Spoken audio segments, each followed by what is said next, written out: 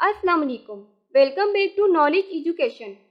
آج ہم پڑھیں گے ایک بہت ہی خوبصورت سبق جس کا نام ہے ہمارے نبی صلی اللہ علیہ وآلہ وسلم۔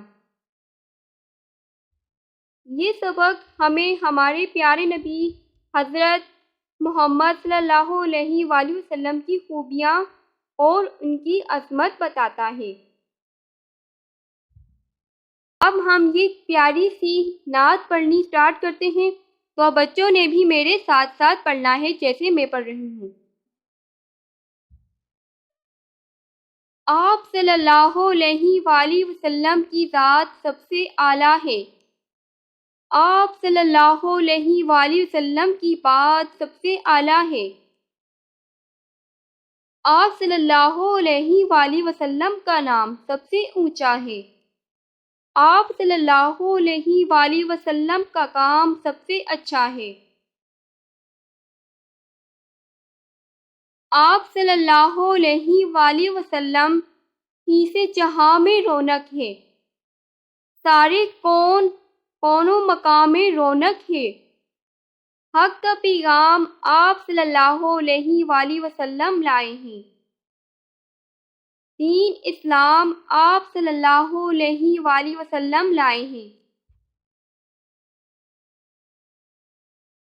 آپ صلی اللہ علیہ وآلہ وسلم رحمت سے کام لیتے ہیں، گرنے والوں کو تھام لیتے ہیں۔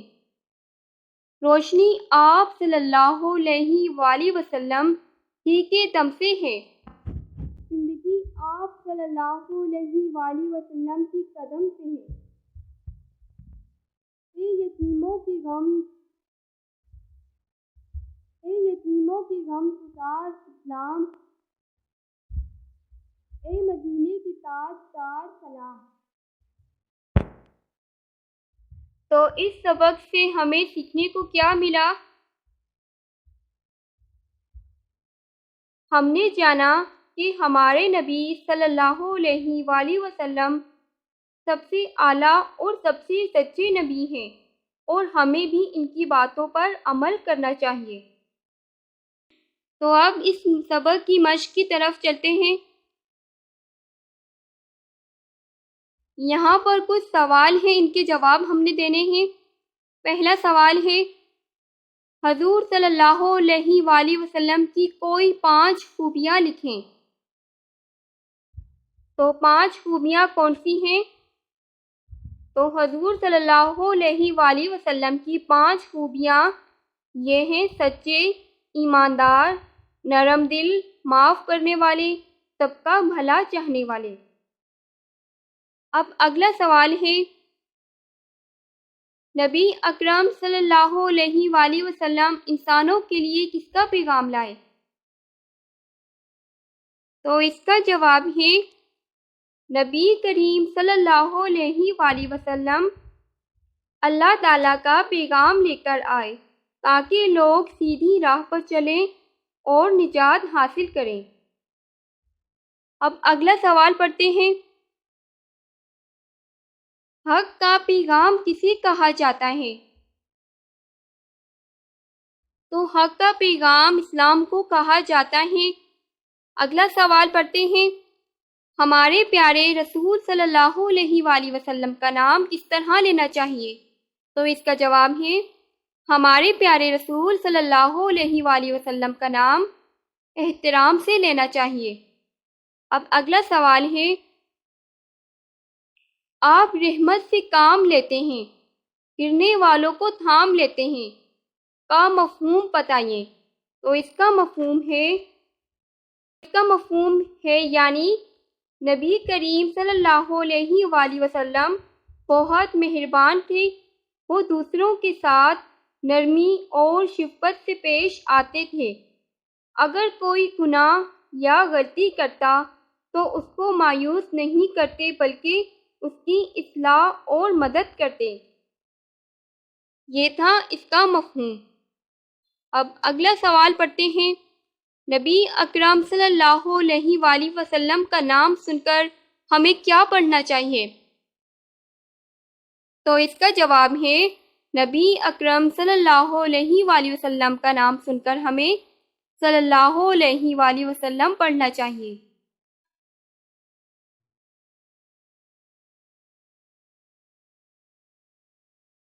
اب نیچے کچھ سوال ہیں۔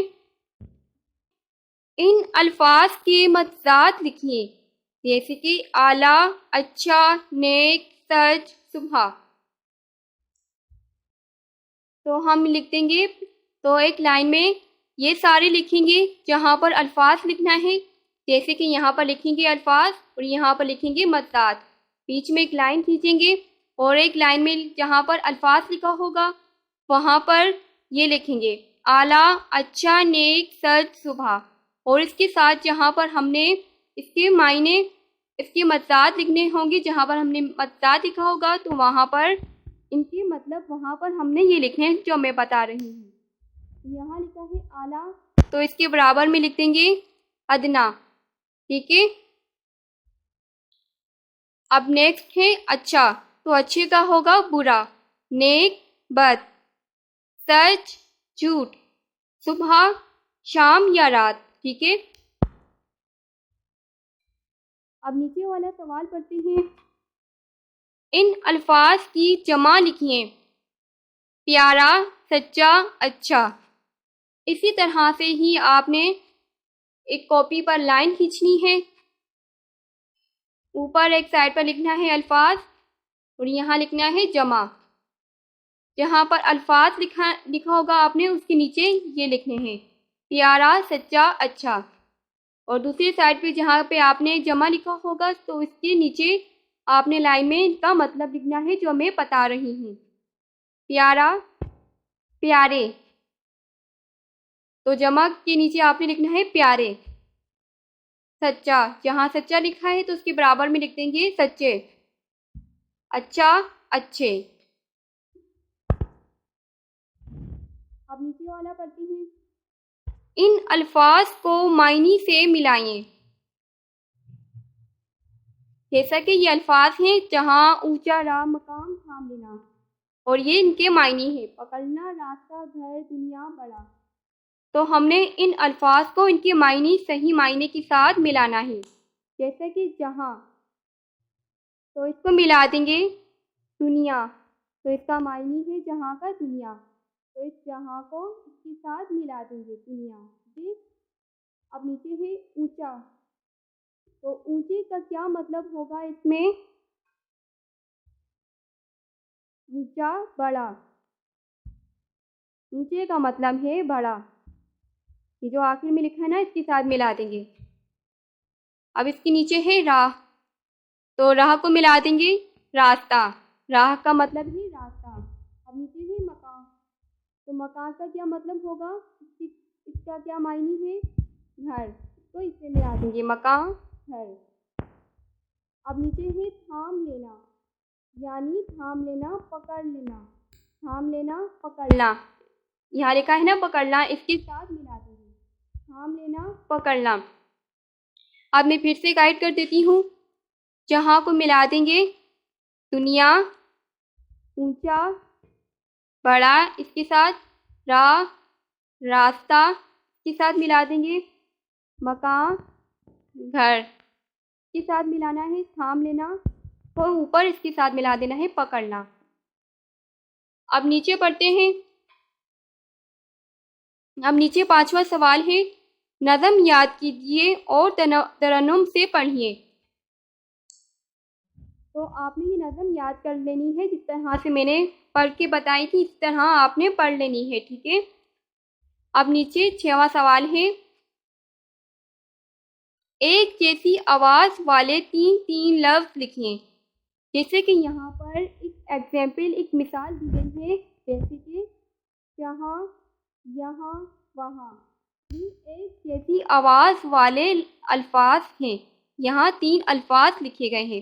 تو اسی طرح اب ہمیں یہ ان کے ایک جیسی آواز والے الفاظ تین تین لکھ دینے ہیں، جیسے کہ بات، تو اس کے یہاں تین الفاظ لکھ دینے ہیں ایک جیسی آواز والے۔ یہاں لکھا ہے تھام، ان سب کے لکھ دینے ہیں۔ تو بات کا کیا لکھیں گے؟ تو اس کے برابر میں یہاں لکھ دیں گے رات، ذات، نجات. ٹھیک ہے.